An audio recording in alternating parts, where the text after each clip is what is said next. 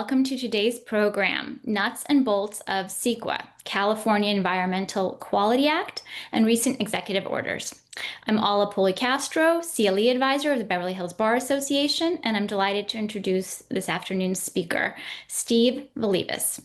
Steve is a well-respected land use and environmental law attorney with over 24 years of expertise advising and representing public agency and private clients in administrative proceedings and before state and federal trial and appellate courts. Steve has extensive advisory and litigation experience with and works daily on projects addressing complex legal issues spanning the California Environmental Quality Act, the National Environmental Policy Act, and the Federal Powers Act, and the California Coastal Act, as well as the state and federal legal and regulatory frameworks governing clean water, clean air, endangered species, and electricity generation and transmission. He's a frequent speaker and author on issues related to land use and planning, and especially CEQA. Steve, we can't wait to hear what you have to share with us today. Thank you so much, Ala. Can you hear me? Yes. Excellent. And my screen is, PowerPoint's visible. Yes. Correct. Okay, great. Thank you. So welcome, everyone. I really appreciate you joining today. As Ala so greatly, nicely introduced, we're here to give a nuts and bolts, kind of an introduction 101 into CEQA, but there's a lot to cover, even in the introduction or nuts and bolts discussion we're going to be having. So I think we should just get right into it. Just a little bit briefly about myself. I grew up and went to high school and college in Ohio, and then I got the heck out of Ohio. And after a couple of years of working for some federal natural resource agencies in the Rocky Mountain region and also doing a fair amount of skiing, I went to Vermont Law School to specifically study environmental law, and then made my way back out to California after also passing the bar in Colorado. And I've worked for a number of different organizations and firms, including a nonprofit environmental organization, small law firm, a mid-sized private law firm, as well as now, since 2011, I joined Burke, Williams, and Sorensen. And as you can see here, I'm part of numerous practice groups, but I really enjoy working at Burke because I get to work both for public clients. We have many city, county, and special district clients, but also private side as well. And so with that background, I literally have been on what I call all three sides of the CEQA coin, and we'll get into that a little more. So I'm going to move forward here. So just a little brief agenda for our discussion today. I'm going to give you an overview of CEQA, and then we're going to jump right into the CEQA process and its requirements. As you'll see, I break it down into kind of four critical, essential steps of the CEQA process, and they're sequential, and we'll go over that in a minute. I did want to mention, maybe it's in the chat, I really would like to get your questions, and so we'll save them and I'll address them at the end, but just put them in the Q&A box at the bottom, and we'll get to those at the end. But after the CEQA process, then we're going to talk a little bit about CEQA litigation and judicial review. And then at the request of BHBA, they had asked me to cover and summarize some of the executive orders that have been issued and pertain to efforts to recover from the LA wildfires. And like I just mentioned, we'll end with some question and answer. So without any further ado, let's get into the CEQA overview. So, and apologize if some of you know this already, but I just wanted to start. I know that this was advertised as a introduction, so I wanted to kind of start from the beginning. So the what, why, who, and where. The what is, CEQA is the California Environmental Quality Act. It was enacted in 1970, following the passage of the National Environmental Policy Act, or NEPA, by the federal government in 1969. Why was CEQA enacted? What are its purposes? You boil it down to really two critical fundamental purposes. And the first is to ensure informed decision making and public participation in that decision making. And, I've got the trifecta here, the bold, underlined, and highlighted. The second purpose is to avoid or reduce environmental impacts whenever feasible to do so. I've emphasized that second purpose um, because it is the teeth of CEQA, and quite frankly, it's what sets CEQA apart from almost all of the other, certainly from NEPA, but there's a number of other states that have similar environmental review or policy acts, but few have the type and the strength of the teeth that CEQA does, which really does require impacts to be reduced, avoided whenever it's feasible to do so. And we'll talk about that a little further as we go forward. So who has to comply with CEQA? Who's burdened by the onerous obligation to comply with it? And it applies to almost all public agency decisions to carry out, fund, or approve projects that could have an adverse effect or impact on the environment. When I use the word effect or impact, those are interchangeable. They essentially mean the same thing, but it means a substantial adverse change in the physical environment. And then the where. CEQA itself, the statute, was enacted by the state legislature and amended many times, and these days almost every year.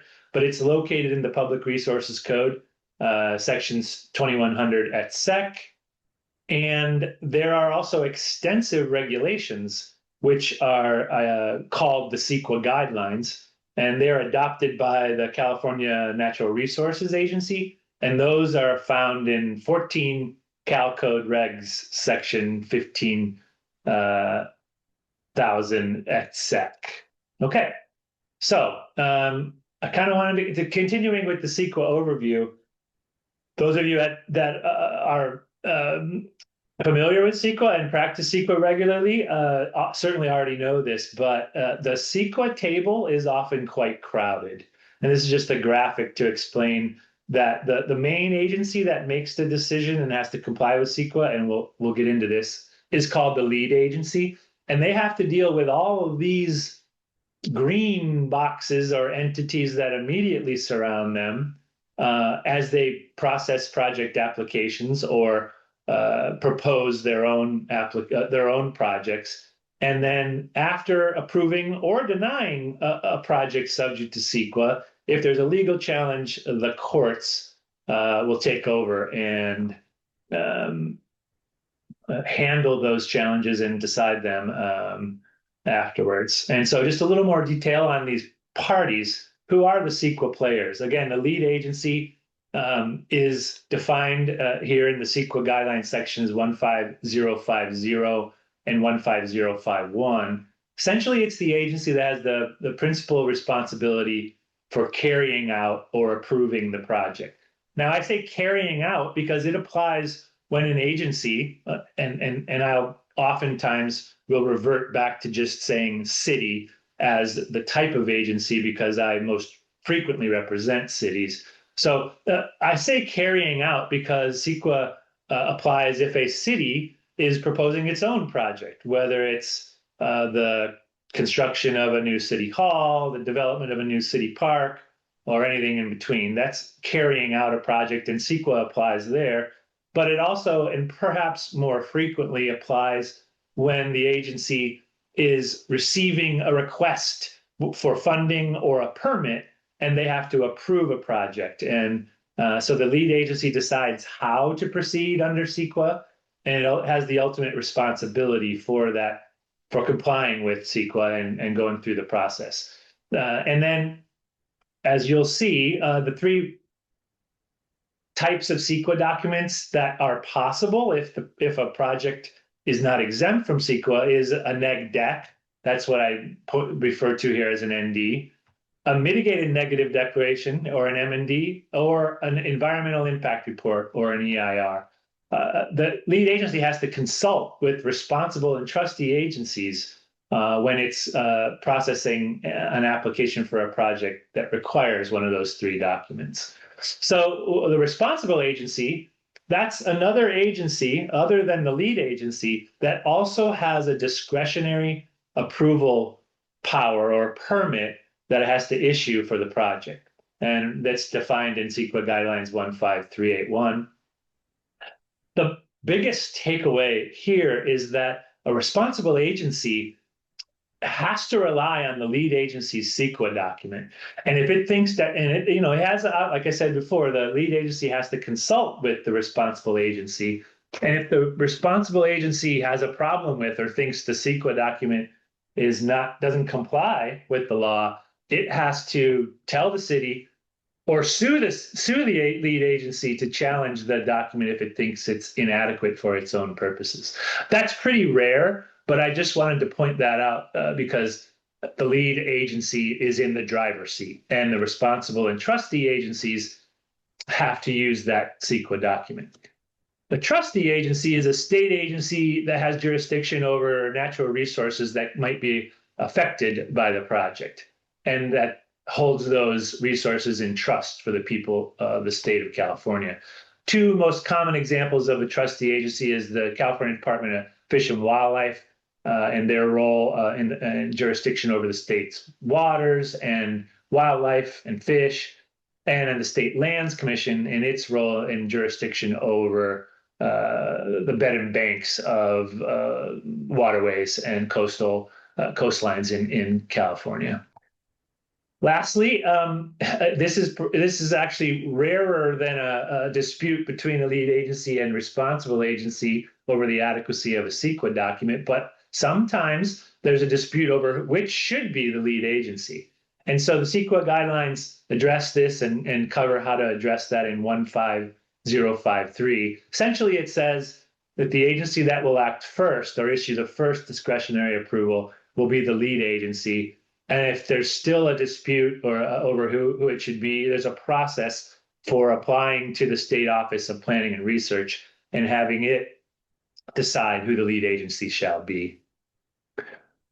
Okay, so just rounding out the CEQA players, you also have NGOs, non-governmental organizations, nonprofit groups that work independently of a government to address issues that are near and dear to their heart and their members' hearts. Best example here would be the Sierra Club, who's obviously active in California and participates and comments on many CEQA documents. There are also adjacent affected landowners, and these are people who live or work near sites that are development projects are proposed. You've probably most certainly heard the term NIMBYs. That's attributed to these types of CEQA players who often get involved and raise concerns and oppose development because they don't like changes in their backyard. So that's what it stands for, not in my backyard.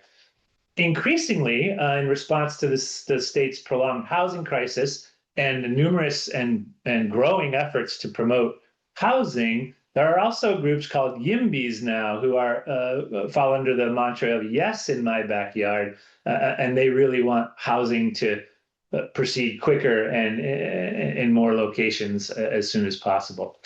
Rounding out the CEQA players, you also have business competitors, entities that perhaps are in the same business as the project proponent, and they get involved to primarily, quite frankly, advance and protect their own business interests.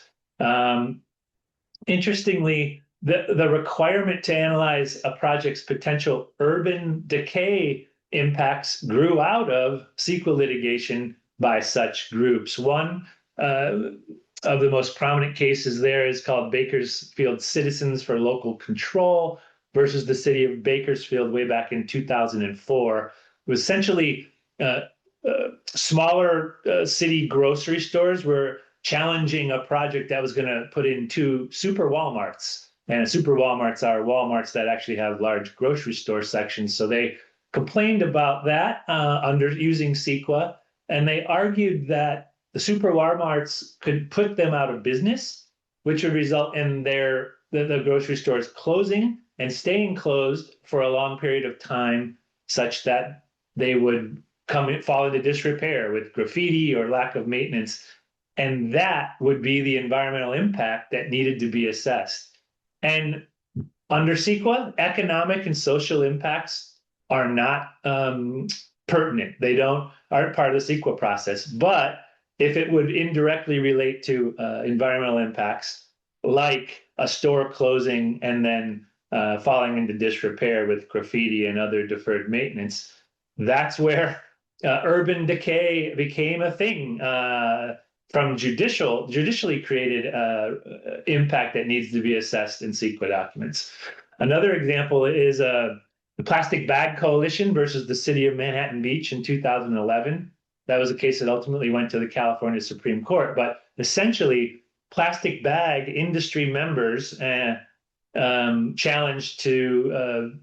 sued to challenge the Manhattan Beach's plastic bag ban ordinance. And I point these out because business competitors are often CEQA players and CEQA litigators, and that has been deemed to be okay, primarily because CEQA has a low threshold beneficial interest standing requirement and allows unincorporated associations to bring CEQA lawsuits. So, as you can see from the names of those two cases I cited, Save the Plastic Bag Coalition was such an unincorporated association. It wasn't brought by a specific plastic company or plastic bag company, but that's how they can get their nose under the tent and bring and maintain CEQA lawsuits. I'm going to move on now and really focusing on the CEQA process itself. So we've just talked about what CEQA is and who the CEQA players are. Now let's get into the nitty-gritty of what the process entails. Now, CEQA has been around since 1970, and the statute is very long and complex, and we have over 50 years of case law, judicial opinions, interpreting and applying and resolving disputes over CEQA claims. And so it's not surprising that many are wary of CEQA and all of its acronyms and length. And so I wanted to assure you that anyone and everyone can become proficient and become a CEQA expert. And this is one way to really do it, is always get down to basics and keep it simple. And the simplicity is in these 4 steps. So let's get into them. The 4 steps are: the first step, determine if the proposed activity is a project that's even subject to CEQA. If the answer to that is that it is a project subject to CEQA, the next step is to determine whether the project is exempt from CEQA. Then, if the activity is a project and is not exempt from CEQA, you move on to the third step. Here's what most folks think is the CEQA process. And this is where you conduct substantive impact analysis, usually by preparing an initial study, which will determine what type of environmental document is required, a neg deck, mitigated neg deck, or EIR. I wanted to quickly point out that oftentimes many folks in communities like to say that if a city or an agency only did the first or second step, that they didn't really do CEQA and they gave it short shrift. That's not true. If the CEQA process ends after the first and/or CEQA step, and those steps are done properly, that is appropriate CEQA review. A full analysis and a full-throated impact analysis document isn't always required, and we'll get into that. But technically, the 4th step is kind of a separate animal, but I wanted to include it because this is where, if after you've gone through all 3 steps, you've prepared, say, a full EIR, you've certified it as being adequate, and you've approved a project, the 4th step will come into play if there's been changes made to the project and another discretionary approval is required. that's when this subsequent CEQA review step applies. Let's dig a little deeper into all four steps now. Before we do, sorry, a critical point to understand is timing. When must you comply with the CEQA process? And so no matter how many steps of the 1, 2, or 3, or 4, or type of CEQA document is required, CEQA compliance has to be completed before approval of the project. So that focuses in on what qualifies as a project approval. Approval is defined in the CEQA guideline section 15352, and it essentially means a decision by a public agency which commits the agency to a definite course of action in regard to a project intended to be carried out by any person. Here I have citations to two of the leading cases, Save Terra and Cedar Fair. Save Terra came first. It was a California Supreme Court case. It essentially held that case, which was and all of these cases, this question usually comes up when the approval at issue is really on a preliminary project feature or document, like a purchase and sale agreement or a negotiation agreement or something that's not the actual end permit. And the question is whether that initial approval or expression of support for a project qualifies as an approval such that you have to do CEQA before taking that step. So Save Terra involved facts and involved a holding that said under the facts of that case, the approval that was given was an approval for CEQA purposes. The city of West Hollywood hadn't done CEQA review, and so it overturned that approval and sent it back to make sure that CEQA was done before approval was done. Some of the factors there, the city was doing some preliminary agreements that were going to help facilitate a housing development, but at the same time they were loaning money to the developer, making deals with the developer, and in fact we're already starting to give notice and relocate residents at the project site. And those, as well as some others, were facts that swayed the Supreme Court to say in that instance, it was a project approval and CEQA compliance had to come before that. On the flip side, Cedar Fair, that involved a preliminary agreement that was going to facilitate the eventual development, construction, and operation of the new San Francisco 49ers stadium in Santa Clara. But that was not a Supreme Court case, but the Court of Appeal said that the facts of that case found that no, it wasn't an approval for CEQA purposes. And read together, those two cases, tell us that while there's no bright line test for determining when an agency action constitutes commitment of a project, the key question you need to be thinking about and answering in your analysis is whether the agency has retained discretion to impose mitigation measures, adopt an alternative, or even disapprove the project altogether once it does get around to doing CEQA review. And in Save Terra, the facts that I mentioned led the court to believe that the city had gone too far down the road, such that if it did when it eventually did CEQA, it was hamstrung, if not prohibited, from actually saying no or imposing mitigation measures because it had already taken those steps that I described. Whereas in Cedar Fair, there was a lot of terms, including one that escrow couldn't close until CEQA was done, and any mitigation measures that came out of that project were incorporated into the project. So that's a critical point to know and understand the timing when CEQA compliance has to be done. And this is the concept before project approval that is important to know there. So back to the first step. Is the proposed activity a project? A proposed activity is a project that's subject to CEQA if it's something that's undertaken, funded, or permitted by a public agency. It requires a discretionary approval, and most importantly, it has the potential to result in a direct or reasonably foreseeable indirect physical change in the environment. It's important to note that this includes a reasonably foreseeable indirect physical change in the environment.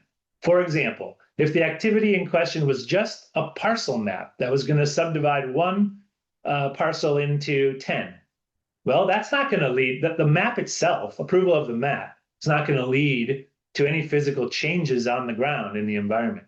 But if that parcel and all the resulting 10 parcels that will result from the parcel map are in a single family residential zone that allows at least one home and maybe an ADU or an ADU and a junior ADU on each site by right, well, then you also have to include that development of those homes and any infrastructure to support them in the activity. And there you can see that such a subdivision map would be a project because it has the reasonable foreseeable chance to lead to indirect physical changes in the environment. Have some key cases here that give you some guidance. They're both Supreme Court cases, Union of Medical Marijuana Patients and Muzzy Ranch, that hone in on this definition of when an activity qualifies as a project subject to CEQA. It's also defined in the guidelines in 15378. Okay, so we've decided that an activity is a project subject to CEQA. The second step is to determine whether it's exempt from CEQA. A lot of focus, increasing focus, is placed on this exemption analysis for a number of reasons. One, quite frankly, it's costly and time consuming to go forward into step 3, but also because the legislature in recent years has adopted more and more exemptions from CEQA to facilitate housing projects, climate change friendly projects, and the like. And so there are a lot of exemptions. Let's talk about them. What I would call the top of the heap would be what are referenced as statutory exemptions. These are created by statute by the state legislature, and they are absolute, meaning there's no exception to them. And interestingly, they're often created for projects that will certainly result in environmental impacts. But the legislature, in its wisdom and balancing things other than just in the environment, decided that they should be exempt from CEQA. They're mostly found in the CEQA statute itself, but they are also in other codes, such as the Water Code and a government code. And so the CEQA guidelines also kind of has a good list of a majority of those statutory exemptions. Some examples are, again, one reason why I emphasize the fact that a CEQA project has to involve a discretionary approval is because one of the statutory exemptions is for a ministerial approval or a ministerial action. And that's one that includes no subjective thinking or decision-making, and you can't impose conditions on the approval. You just follow essentially kind of a checklist of requirements, and if they're met, you issue the approval. That's a ministerial action. It also applies, statutory exemptions include for emergency projects, street restriping, rooftop parking lot solar. If you're going to disapprove a project, you don't need to do CEQA. Another good example is for Olympic game to facilitate Olympic Games.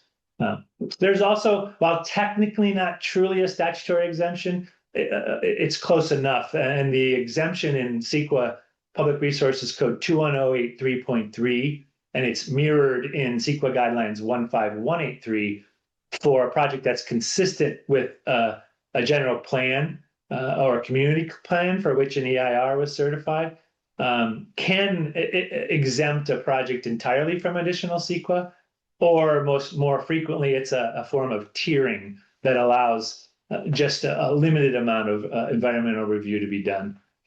Tiering, the concept of tiering goes a little bit beyond an intro or a nuts and bolts presentation, but happy to cover it in a future CEQA 201 seminar if you'd have me. So moving on, there are also categorical exemptions. Now there's 33 classes of categorical exemptions. These are regulations. They're adopted by the Secretary of Natural Resources Agency. And they are adopted as categorical exemptions because that agency determined that generally these 33 classes will not have a significant effect on the environment. They're found in CEQA guidelines 15301 through 15333. There's a list of examples here. These are the most common. The first one, it's called the existing facilities categorical exemption.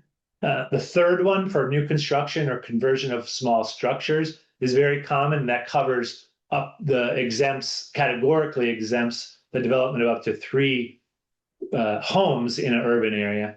And also increasingly important and increasingly used is the infill development, the categorical exemption for infill development. And that, interestingly, of all 33 categorical exemptions, the infill development exemption is the only one that actually has criteria that asks whether the project will have an environmental impact. It's limited to air, water, traffic, and noise, but it does include those potential impacts as a criteria for the exemption. Bottom line, the most important takeaway when you're understanding categorical exemptions is that there are exceptions to them, and you cannot rely on a categorical exemption if one or more of the exceptions apply. The exceptions are found in CEQA guidelines section 15300.2, and there are exceptions for projects that are in a sensitive location that have environmental hazards, like in the coastal zone, ESHA, or critical habitat for other wildlife and so forth. There's also exceptions for projects that will have cumulative impacts. The most significant and the most used or applicable exception is the unusual circumstances exception. And I have an asterisk here. Please go read the California Supreme Court decision in Berkeley Hillside, which addressed and covered the unusual circumstances exception. It's actually a 2-part test. For this exception to apply, there have to be unusual circumstances, and there has to be the possibility of a significant environmental impact due to those unusual circumstances. So it's a unique 2-part test with also 2-part standard of review that applies. So the Berkeley Hillside case can give you the specifics on that. There also is a catch-all. It's called the common sense exception, and it's when your activity might not fit squarely under any of the statutory or categorical exemptions, but it can be seen with certainty that there is no possibility the activity will have a significant impact on the environment. The onus there is, if you're going to rely on the common sense exemption, is that the lead agency has to demonstrate that in the first instance and point to facts to supporting the finding that the common sense exemption applies. Last 2 points on exemptions are that you can stack or bundle them in a belt and suspenders approach, meaning it's okay to use and combine multiple exemptions to cover portions of a single project if, taken together, all the exemptions that you're relying on will cover every aspect of the project at issue. And this is also really important. This final bullet point is you cannot, they say, the way I like to say it is you can't mitigate your way into an exemption or out of an exception. And so the Salmon Protection Watershed Network and Azusa cases, go read and study them if you want to really understand this concept. But generally, when you're finding a project exempt, you can't point to and impose or rely on mitigation measures to conclude that a project satisfies the criteria of an exemption. But you can point to if there are generally applicable existing legal or regulatory requirements. Those are not considered impermissible mitigation measures that would run afoul of this rule. One example is many air districts have regulations that require dust control for project construction. That entails a lot of things. keeping speeds on trucks down, watering surface of areas during grading so that the dirt doesn't turn into dust and blow away. Those are the types of generally applicable existing legal or regulatory requirements that you could point to and say, there won't be any construction impacts because grading is going to be short and they have to comply with these types of requirements. So there'll be no air quality impacts related to dust or what they call particulate matter. So that's an important concept. I see a lot of agencies that don't understand or this concept, and they'll say the project's exempt, and because we're gonna impose all these conditions on the project. Those are usually impermissible mitigation measures, and I have to work with them to try to find and see if any of those are actually rooted in existing or legal regulatory requirements. If not, you can't rely on exemption. And when you can't rely on an exemption, you need to go to the third step. Before we do, I just wanted to, make the point here that, again, as I made at the outset, if under either the first step or the second step, you find that the activity is not a project or that the project's exempt, you're done with CEQA. Now, obviously, if you're a lead agency or a staff at a lead agency, you have to document. It'd be best if you documented and supported those findings with citations to the facts, the substantial evidence. But you stop at that point, and you file what's called a notice of exemption. And you file it with both the county clerk and with the state clearinghouse. And then both the county clerk and state clearinghouse have to post that notice of exemption or NOE for 35 days. And if they do that, that triggers a very short 35-day limitations period within which any CEQA lawsuit must be brought. And if a CEQA lawsuit is filed beyond that 30-day limitations period, it can be quickly and easily dismissed as a mandatory dismissal if you don't satisfy the statute of limitations period. So you've gone through steps 1 and 2, and you concluded that you have a project that is not exempt from CEQA. Then you have to conduct impact analysis. And you do so, most agencies do so by conducting an initial study and using the initial study checklist that is located in Appendix G of the CEQA guidelines. And that checklist requires you to essentially describe the project and its location, identify the existing on-the-ground environmental conditions, which is called the environmental setting or the baseline. Then you superimpose the project over the baseline, and you compare the baseline plus the project conditions and analyze whether the project may cause any potentially significant impacts based on thresholds of significance that the lead agency would identify for, it's crazy to think, but now 20 environmental resource areas. And I took this screenshot from the initial study checklist so that you could see all 20 of those environmental resource areas that CEQA requires substantive impact analysis of. And I've checked the red check boxes. I've placed those checks there because I wanted to emphasize a point. CEQA used to, not 15, 20 years ago, CEQA used to be simpler, kindler, and gentler. And in addition to all the new rules and requirements that come out of the judicial opinions, these 4 areas with the check marks have either been introduced newly into CEQA or have been significantly modified by the legislature in the past few years. For example, greenhouse gas emissions wasn't part of CEQA analysis until a law, SB 7, passed in 2007, required the CEQA guidelines to be amended to require greenhouse gas or GHGs to be analyzed. And those amendments to the guidelines became effective in 2010. So GHG impact analysis has been part of CEQA since 2010.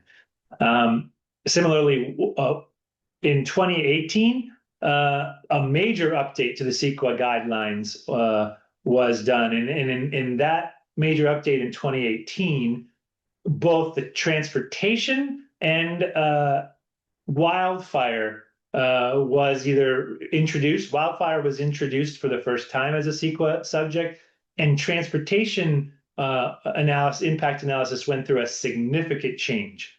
Prior to that update, traffic impact analysis was done by way of a level of service methodology. You've probably heard that before. It was a relatively simple grading exercise: A, B, C, D, E, or F. A, great; F, terrible, which gauged the level of delay at either a roadway intersection or a roadway segment.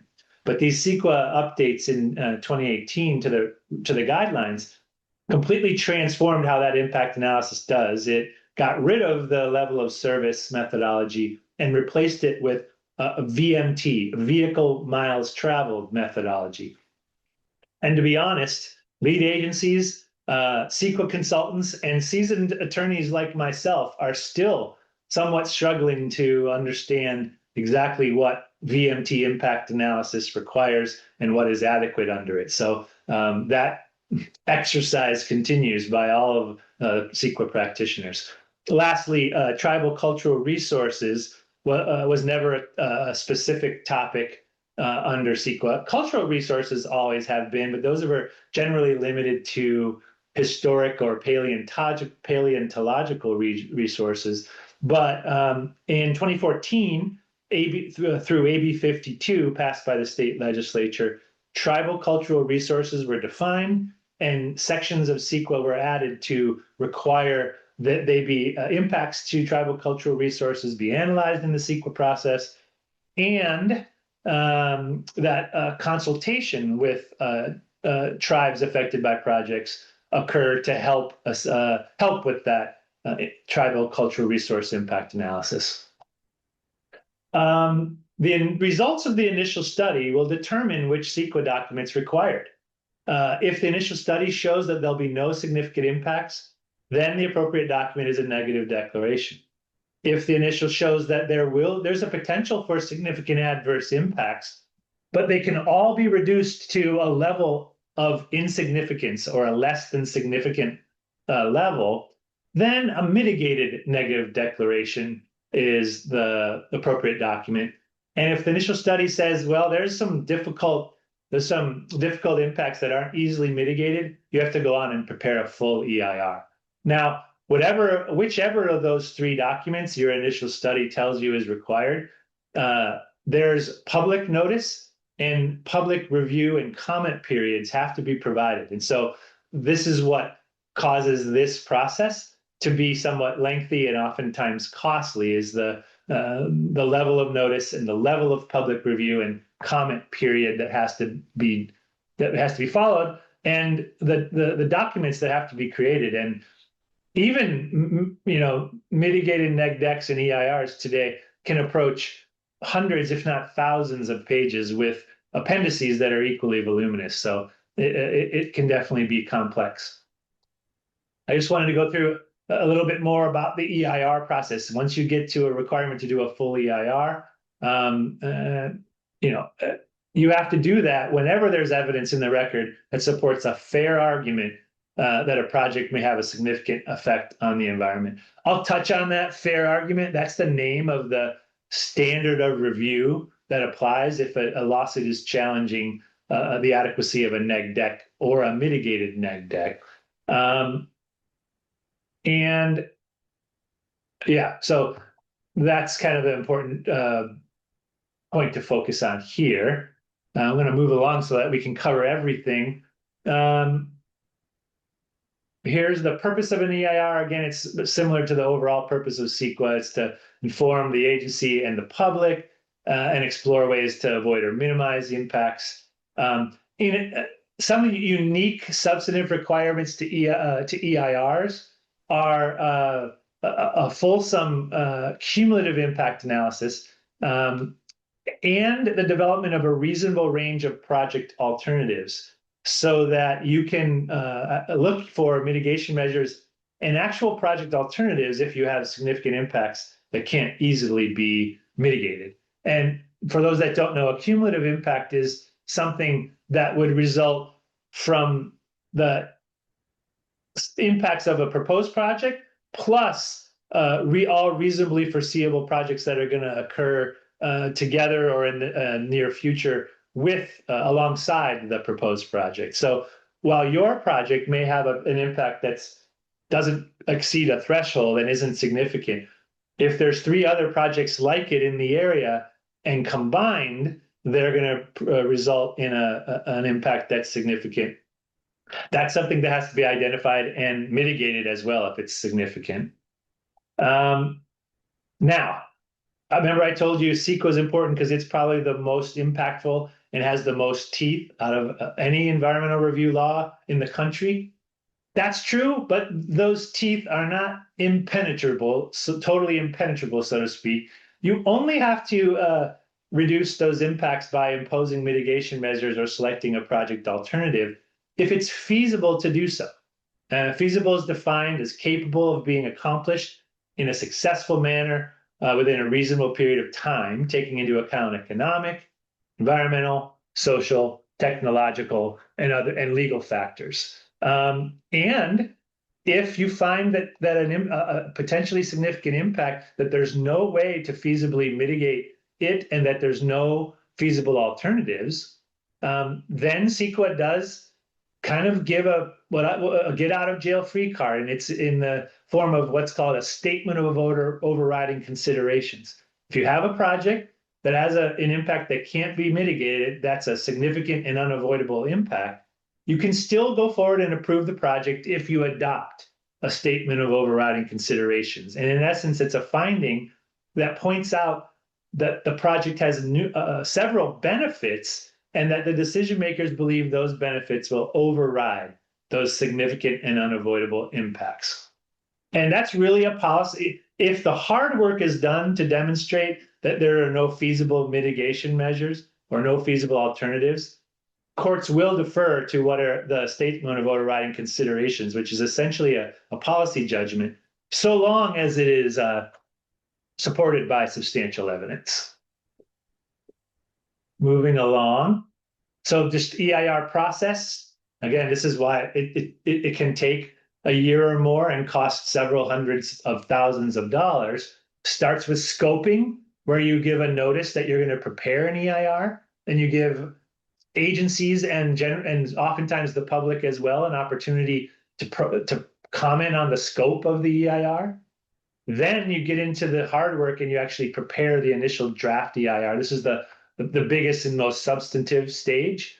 And this is where you'll prepare a document that's hundreds or thousands of pages. Then you have to have a public review period of at least 30 days, often 45 and upwards of 60, where the agencies and public can review and comment on the draft EIR. Then there's a final EIR where the lead agency has to prepare written responses to every comment that raises significant environmental issues. An important point here is oftentimes the final EIR will not only respond to those comments, but will make changes to the draft EIR that are consistent with their responses to the comments. That's fine, but if you revise the draft EIR at this final EIR stage by adding significant new information, which is defined as information that discloses a new or a more severe impact that wasn't identified or analyzed in the draft EIR, you have to go back to square one, in essence, and recirculate that revised draft EIR for another public review and comment period. I guess the takeaway there is make sure you get the draft EIR mostly correct in the first instance.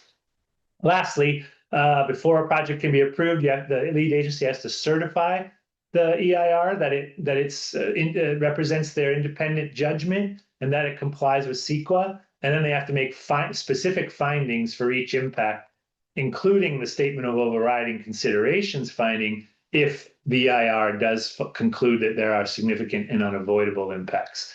Lastly, just like the exemption, if the project is approved, the lead agency would file a notice of determination. Same with the county clerk and the state clearinghouse. And that, if filed and posted correctly, would trigger a short 30-day statute of limitations to file a CEQA lawsuit. The fourth step is just, again, like I mentioned, subsequent CEQA review. If after doing all of that, preparing a voluminous EIR, certifying it, and adopting findings to approve a project, if there are changes proposed by the project and that a further subsequent discretionary approval is required, then you need to go and analyze whether subsequent CEQA review is required. The detailed requirements are for this subsequent CEQA review are laid out in CEQA guidelines 15062 through 15064. But essentially, the test is that if project changes or change circumstances or new information that has come to light since the initial EIR and project approval disclose a new or more severe impact, then you have to actually do subsequent CEQA review and prepare either a supplement or a subsequent EIR. But if your analysis shows that the changes will not result in a new or more severe impact, you can document that in what's called an addendum to the prior MND or EIR. So some CEQA litigation topics before we get to some questions at the end. A CEQA lawsuit is filed in the form of a petition for writ of mandate. It is a civil action, and all the civil rules and civil code of procedural rules apply, but it's its unique animal in a number of respects. One is that it's not a complaint, it's a petition for writ of mandate. There's two kinds, traditional mandamus or administrative mandamus, in these two separate Code of Civil Procedure sections. As I already discussed, if an NOE is filed after an exemption, project's approved on an exemption, there's a 35-day window to file a timely CEQA lawsuit. If an NOD is filed after approving a project based on a NEGDEC, MND, or EIR, there's a 30-day period to file a CEQA lawsuit. And if the lead agency, after approving a project, fails to file the NOE or NOD, then there's a fallback 180-day statute of limitations period that runs from the date the agency actually approved the project. Critical to any CEQA lawsuit and really the assessment of whether you're going to prevail or not is what judicial standard of review applies. If the CEQA claims present pure legal issues, challenge compliance with procedural requirements, or involve statutory interpretation, it's a de novo standard of review, and the court is going to rule that on its own based on what the law says those legal issues are, or what those procedural requirements are.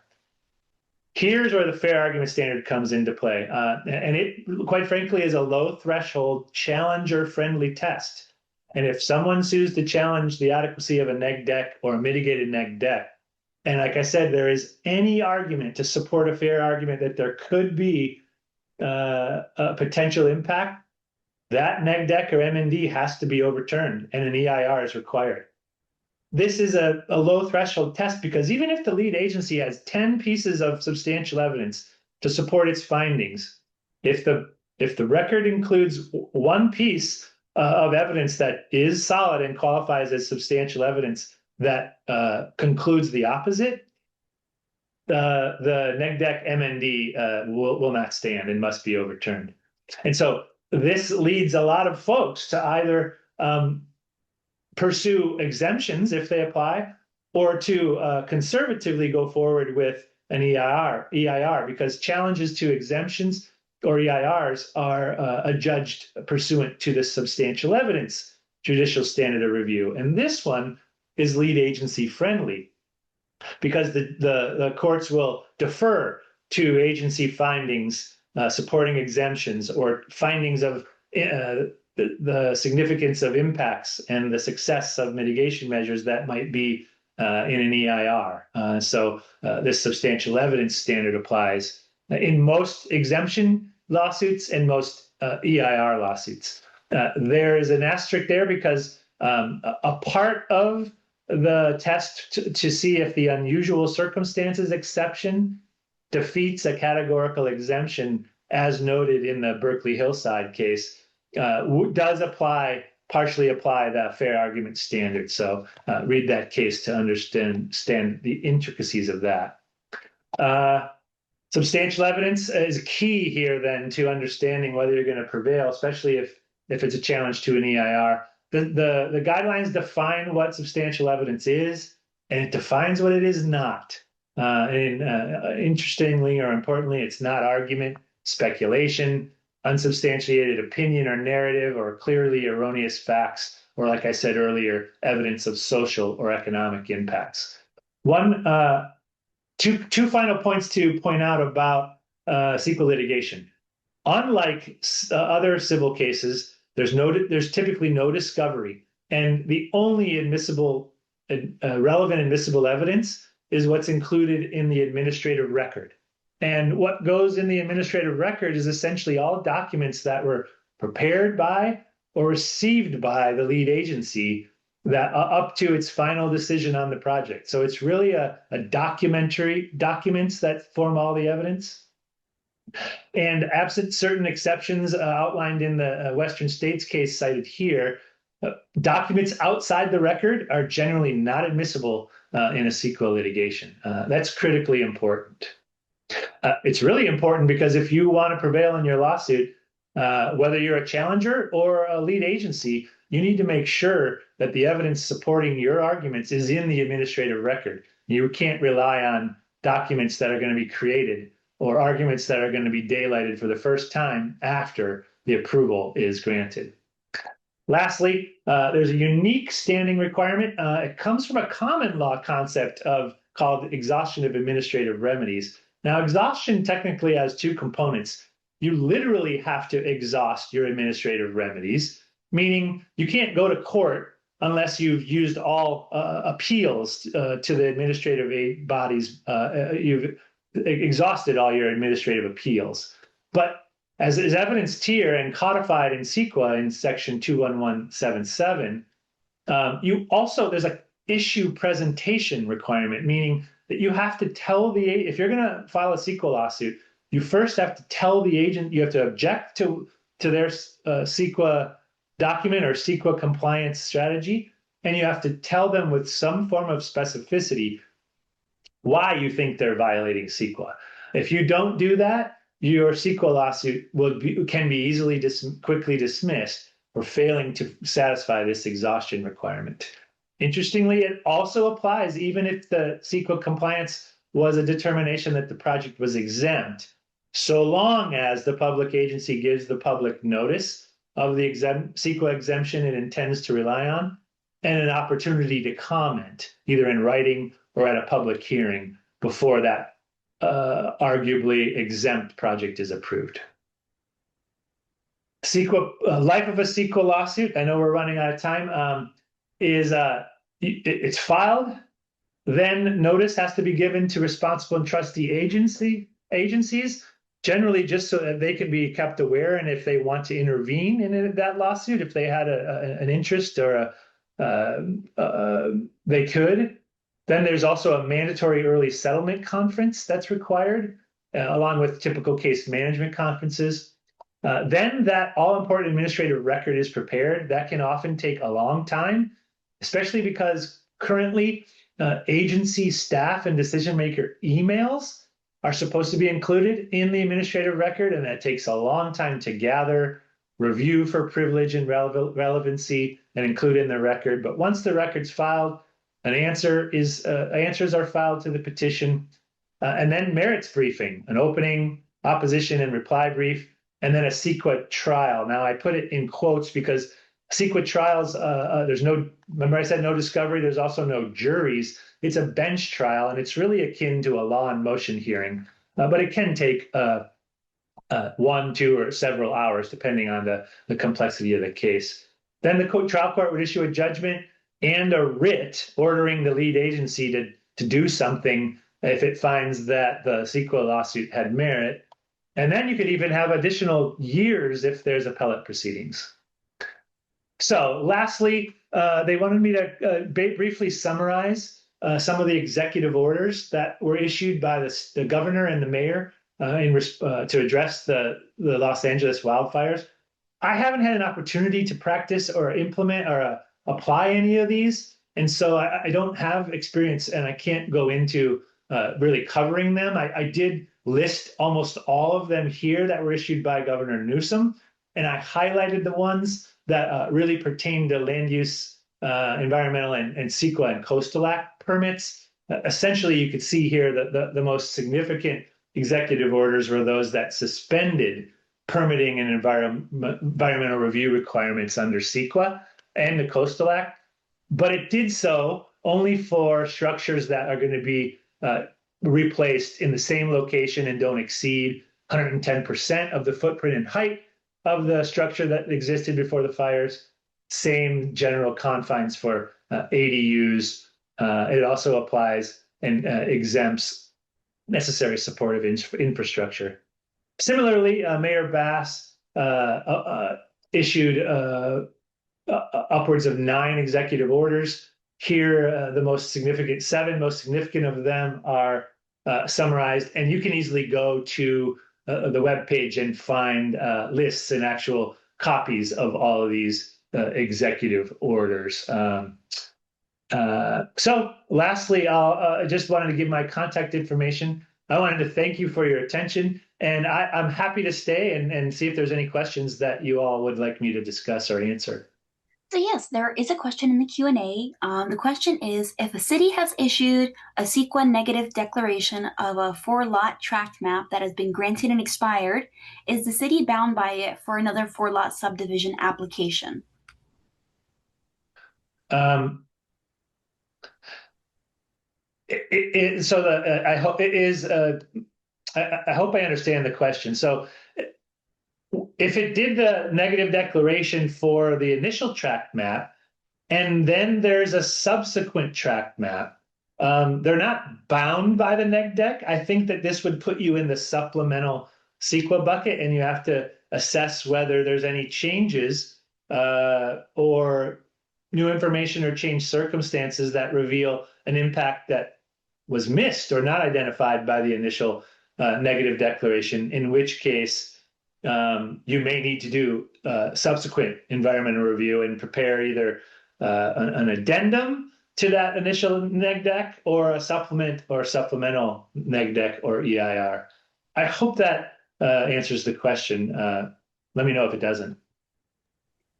Great. That was the only question I see in Q&A, so I believe that's it. Great.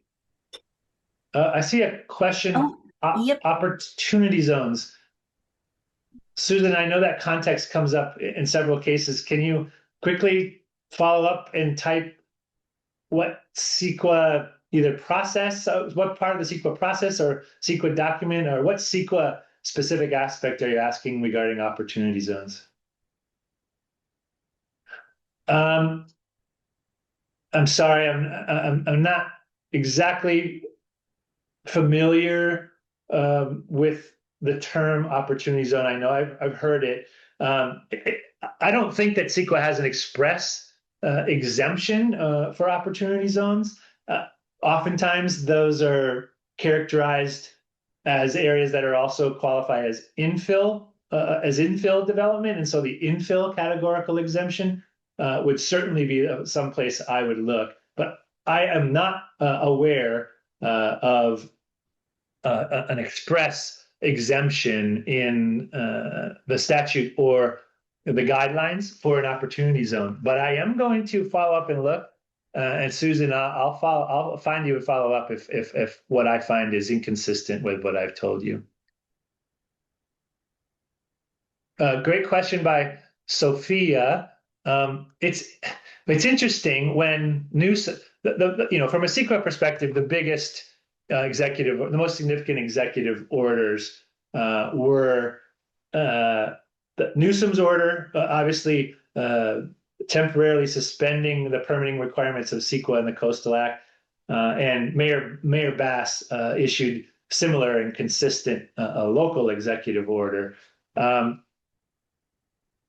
I was a little flippant in responding to those because, quite frankly, CEQA and the Coastal Act already have existing essentially exceptions. Like I had mentioned already, there's a categorical exemption for up to 3 homes in an urban area. And the Coastal Act has similar exemption for existing structures. However, the Coastal Commission, in response to the initial executive order, started taking and issuing guidance that was inconsistent with Newsom's order, and was giving guidance that folks still did need to comply with some Coastal Act permitting requirements, and it prompted Newsom to revise and reiterate his executive order, demonstrating that he really meant what he said, and that there is albeit temporary, there is a suspension of the CEQA and Coastal Act permitting requirements for projects that satisfy the criteria in those executive orders. So I think that, whether on the ground it's amounting to things, I don't know. I know there's a whole lot of factors with insurance and permitting, that are complicating and delaying it. But from a perspective of making sure that CEQA or the Coastal Act aren't going to be impediments, and then also the mayor went a step further and issued executive orders, kind of trying to create a one-stop permitting shop, either in the affected wildfire zones or near, that required them to be staffed by city staff from planning, building works, water and power, and so forth, to try to help facilitate streamline quicker permits for rebuilding. So I don't know. I'd love to hear from you all if it's had any impact to you or your clients or your acquaintances, but I hope that it has. So that's all I have there.